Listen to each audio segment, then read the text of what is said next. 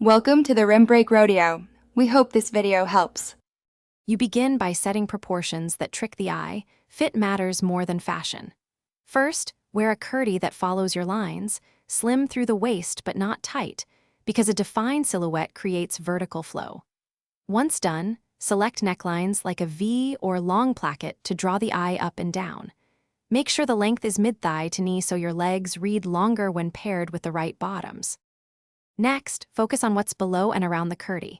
You want continuous vertical lines.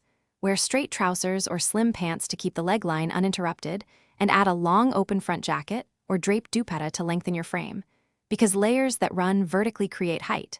For shoes, pick nude or tone-matching heels or pointed flats with a small lift to extend the leg visually. Once layered, make sure colors stay in the same tonal family for cohesion.